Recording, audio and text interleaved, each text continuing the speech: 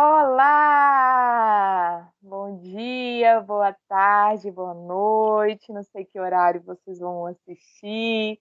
Hoje a gente vai partilhar um pouquinho sobre a nossa experiência em educação e saúde, sobre a sala de espera no ambulatório de puericultura. Meu nome é Caroline, eu sou terapeuta ocupacional, professora da Faculdade Ceilândia. E passo a palavra para as alunas, hoje, uma delas profissionais, que acompanharam a gente nesse período de sala de espera. Prazer, gente. Sou Vanessa, terapeuta ocupacional. Me formei recentemente e fiz parte desse projeto, do qual a gente vai compartilhar um pouquinho com vocês. Eu sou Júlia, sou estudante de terapia ocupacional e também fiz parte desse projeto. Fiz e faço, né? Parte desse projeto. Então, gente, só para contextualizar um pouquinho, antes da gente falar efetivamente da nossa ação. A nossa ação ocorreu na sala de espera, como dito anteriormente, mas a sala de espera onde era realizada a puericultura, que é o acompanhamento do desenvolvimento e crescimento de bebê de 0 a 5 anos de idade. A gente realizou a puericultura, estamos realizando no momento de pandemia. A gente iniciou em 2020, durante o caos da pandemia todo, junto com um projeto de pesquisa Prodeste, que está acontecendo lá na HUB. Nosso projeto está ocorrendo no ambulatório de pediatria, né? E lá a gente tem uma sala de espera que não proporciona muitas coisas para nossos participantes, e a gente, então, decidiu fazer ações. Ações realizadas nesse espaço potencializam a qualidade de vida, discussão, promove cidadania e contribui para a autonomia e independência dos pacientes ali e dos acompanhantes também. Além disso, a gente consegue proporcionar um atendimento mais humanizado para as famílias. O PRODEST é uma pesquisa, né, chamada Efeitos SARS-CoV-2 sobre a gestação, parto, puerpério, período neonatal e desenvolvimento infantil, estudo de curso, prospectivo e muito tempo. Ele é dividido em duas etapas. A primeira etapa, pregnancy, é o acompanhamento das gestantes. Todo pré-natal, recolhe materiais biológicos, faz todo esse acompanhamento. E tem a segunda etapa, que é a etapa BONDS, que é onde a gente está fazendo a puericultura. A gente está fazendo acompanhamento dessas crianças que as mães foram expostas ao vírus. E a terapia ocupacional entrou, a Carol foi convidada pelo Dr. Geraldo para participar dessa pesquisa, primeiramente a ser com Bailey, que é um teste de avaliação padrão ouro, para a gente acompanhar o desenvolvimento das crianças. Chegando lá, a gente foi conhecendo todo o espaço, vivenciando, e a gente começou a atuar também na sala de espera, que é o que a gente vai conseguir abordar mais com vocês. Então, como é que surgiu? A gente foi convidado, chegamos lá, a gente foi conhecer, porque a gente iniciou junto com toda a equipe, e a gente começou a observar. As principais coisas que a gente observou foi o tempo de espera, a organização e como eram os atendimentos. E devido a isso, a gente começou a se questionar o que a gente poderia fazer, como a gente poderia contribuir, como a gente conseguir organizar melhor, de forma que proporcionasse mais benefícios para todos.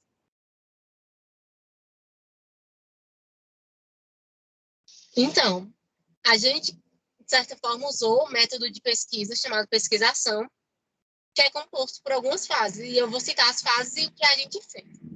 Na fase exploratória, a gente foi conhecer o ambiente e a gente também vivenciou. A gente sentou na sala de espera, junto com os acompanhantes, com as crianças, e ficamos lá aguardando.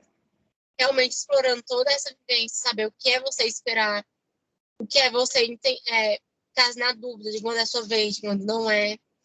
Toda aquela angústia que as famílias também sentem nesse momento. Partindo daí, a gente formou o nosso problema. O que a gente poderia fazer? O que a gente teria que melhorar ali? E aí a gente começou a pensar em hipótese, como a gente poderia agir naquele espaço. Nosso primeiro pensamento, infelizmente a gente não conseguiu devido à pandemia, que era realizar grupos, ensinando os pais a brincar com as crianças, uma interação bem mais próxima, que a gente não conseguiu fazer por causa da Covid. E depois da gente ter pensado, refinado mais as ideias, a gente levou isso para a nossa equipe, o que a gente poderia fazer. Então, a gente começou a pensar, vamos dar orientações pontuais, coisas que, às vezes, no consultório a gente não consegue passar, porque é tanta coisa que acaba ficando alguma coisa para trás. Então, a gente começou a implementar as ações, e aí a gente foi vendo os resultados, conseguindo analisar tudo que a gente conseguiu conquistar com as ações realizadas.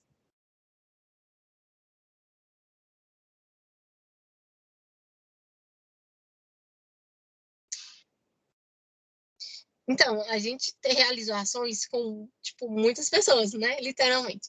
A gente teve a equipe de pesquisa, que inclui a equipe de terapia ocupacional, que é nós três, mais algumas outras pessoas. Tem os médicos e os residentes, a equipe de fono, de psicólogos. Também temos terceirizados, que inclui as seguranças e os recepcionistas, e os bebês e seus acompanhantes. Pai, mãe, avô, várias pessoas que iam com eles.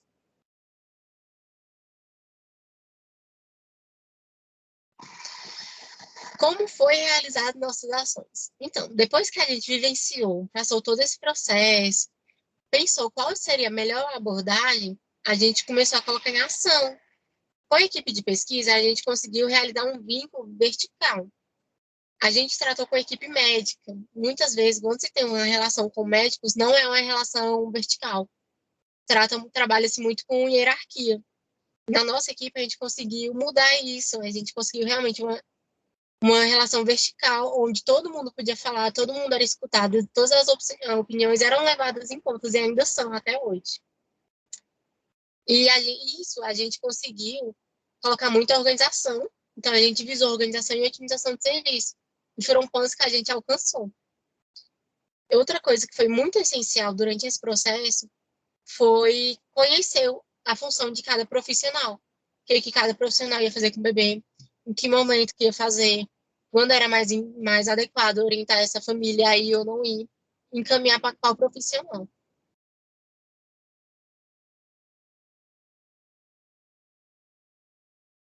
Com os bebês, a interação a gente começava antes da entrada do ambulatório. E porque a gente ia lá saber quem era, identificava e já organizava a ordem deles lá dentro. E a gente coletava as informações necessárias, que era nome, idade, quem era o acompanhante, se era prematuro ou não. Que essas informações eram necessárias para a gente passar para os profissionais que estavam lá dentro para organizar o atendimento. E, em seguida, a gente realizava um diálogo individualizado, onde a gente conseguia passar muitas informações e identificar demandas. E, assim, a gente conseguia passar para a equipe e, assim, a gente proporcionou um atendimento mais humanizado, individualizado e de qualidade.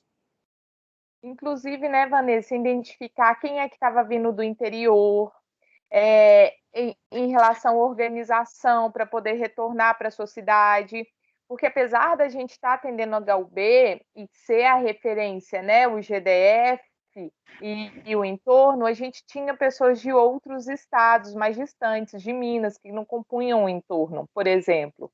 E foi esse contato individualizado que foi importante para a gente identificar e otimizar o atendimento daquela família para que ela pudesse retornar para casa. Ou até as crianças que chegavam às 7 horas da manhã e ficavam aqui até 1 hora da tarde, a gente conseguia identificar, colocar para entrar, para almoçar, para fazer todo esse atendimento humanizado mesmo. Sim, a gente identificava a família, que tinha gente que não tinha almoçado, mãe que passava mal porque estava com fome. A gente se organizou com toda a equipe, incluindo os médicos, para proporcionar até lanche. Não foi aquele banquete que a gente gostaria, mas foi um lanche que naquele momento servia. Evitava que uma mãe com uma criança passasse mal. Considerando principalmente, porque a gente tá falando também que a maioria era puérpera, né? Mulheres que estavam nesses primeiros dias do pós-parto, começando o acompanhamento do filho, e muitas vezes para chegar no ambulatório e consultar, elas precisavam às vezes sair muito cedo de casa, porque quem levava ou ia de carona com o acompanhante, ou porque vinha de outra cidade. Então, essa conversa individualizada foi muito importante para entender a demanda daquela família para além da consulta. A gente percebeu também que as nossas ações precisavam se iniciar antes porque a gente tinha que saber quem era a mãe que estava ali com o bebê recém-nascido. Quando o projeto começou, em julho do ano passado, tá fazendo sol, era 30 graus. Tava a mãe, no puerpério, com ponto, em algumas, muitas delas com ainda ponto da cesárea, em pé, com o bebê no sol, sem poder sentar. A gente tinha que pensar como aquela mulher ia estar, porque não era só o bebê que precisa de cuidar, da família também.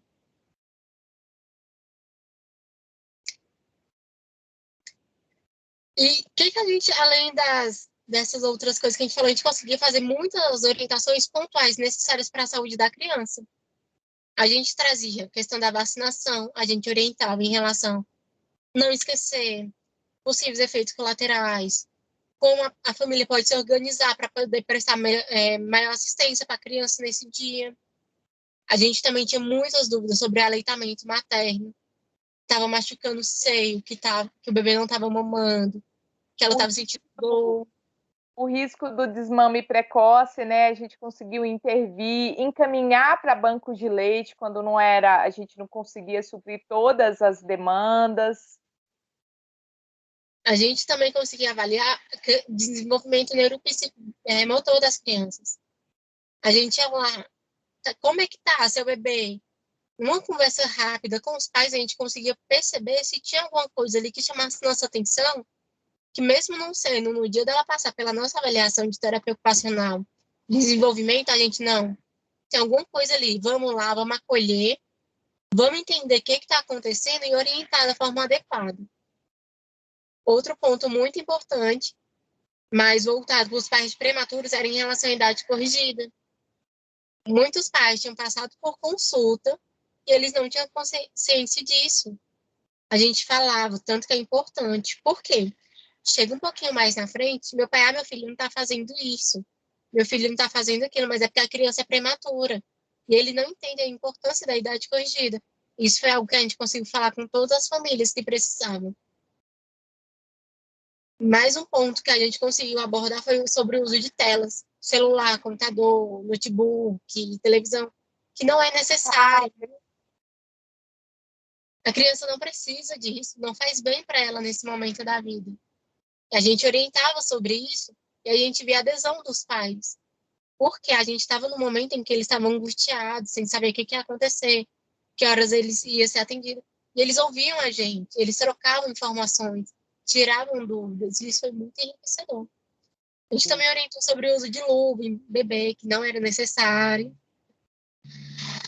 Considerando, gente, que a gente está falando de orientações de sala de espera para pais de crianças no primeiro ano de vida. Então, a gente já tinha bebês com dias de vida, meses, que já estavam sendo expostos à tela, né? Imagina, pensa que a gente estava no meio da pandemia, né? Isso foi de julho do ano passado em diante. Então, com as famílias em home office, então as famílias criavam estratégias para poder, né, para cuidar e estimular o filho, e muitas vezes estratégias que não eram mais adequadas naquele momento, né? Já imaginou o bebê de dias, meses, já ser exposto à tela?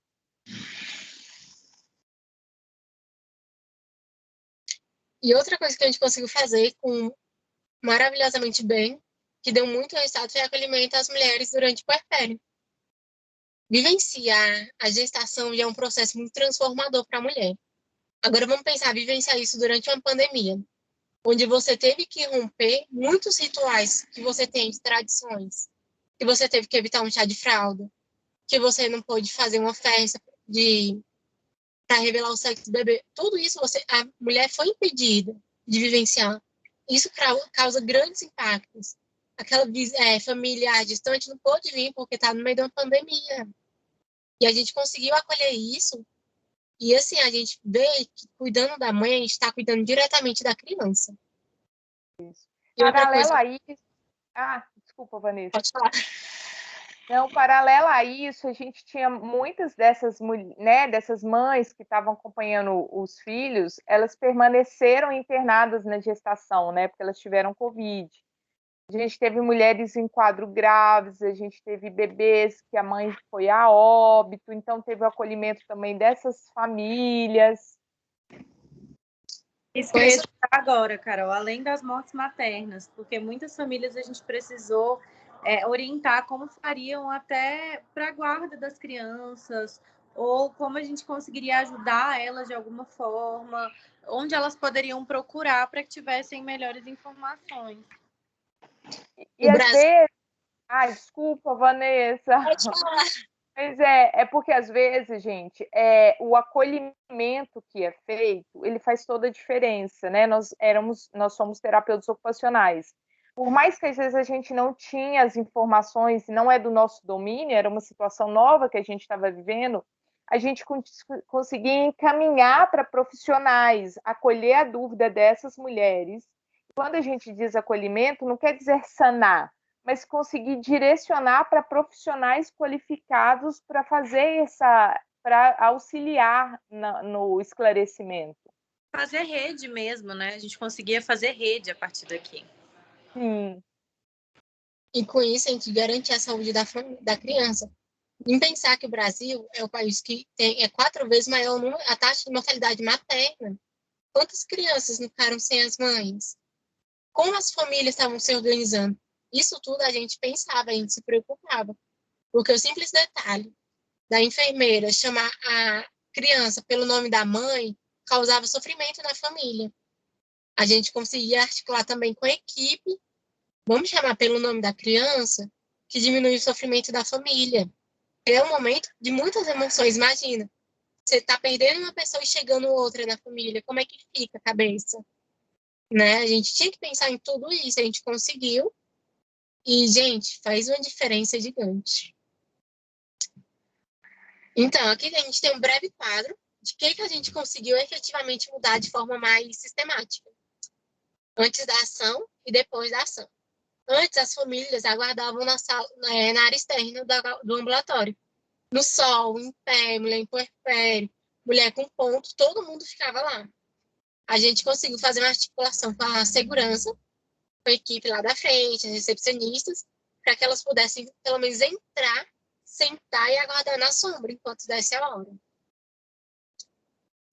Algumas das famílias ficavam confusas sobre o que era uma pesquisa, sobre o que elas iam fazer lá, o que ia acontecer com o bebê.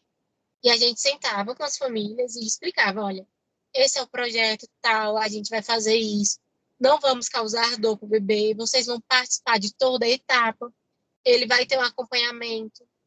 E isso tirava as dúvidas da família, a gente conseguia ver no semblante delas a mudança de expressão, depois que a gente sentava e conversava.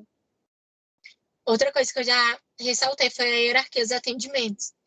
Antes, como a gente ainda estava se organizando, as famílias começavam primeiro esperando pelo médico, para depois a gente identificar e passar para a TO. A gente conseguiu lá, identificando a idade, quem era, passar para quem era a vaga que estava disponível. Se o TO estava sem atendimento, ia para o TO e depois ia para o médico. Se era fono que estava fazendo a avaliação, estava lá sem atender, ia para fono, depois ia para de mais especialidade. Isso agilizava o atendimento. Fazia com que a família, depois que passasse por todo mundo, ia embora mais rápido. E a gente também conseguiu sanar muitas dúvidas enquanto eles esperavam, que foi com algumas orientações pontuais.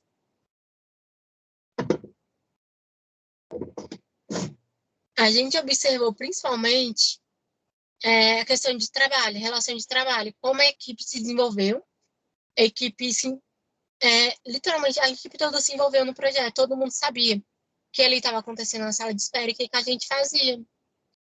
A gente também teve a educação ações de educação em saúde, que foi tudo isso que a gente está demonstrando, e principalmente acolhimento à família, às mães e à equipe profissional também, porque eles estavam ali mais seguros.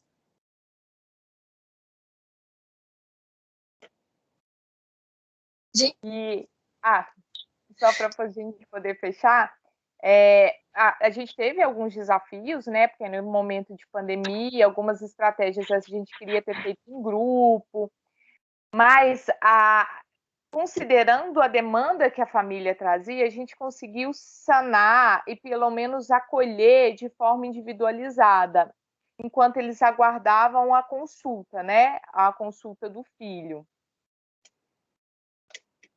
Com esse projeto, A gente conseguiu desenvolver ações simples que tiveram muitos significados para as famílias, desde o lanche, desde explicar o que é a pesquisa, o que vai ser feito. Tudo isso mudou a visão dos participantes e da equipe também, e contribuiu para que a gente tivesse muita adesão. A gente teve poucas pessoas que evadiram da pesquisa. A maioria está fazendo acompanhamento até hoje. A gente já tem crianças com mais de 1 ano que fazem todas as consultas certinhas, né? Bom, gente, era isso que a gente queria partilhar com vocês. Quero agradecer toda a equipe do HUB, toda a equipe que está organizando o evento de saúde e nos colocar à disposição. Muito obrigada, gente. Estamos à disposição. Tchau.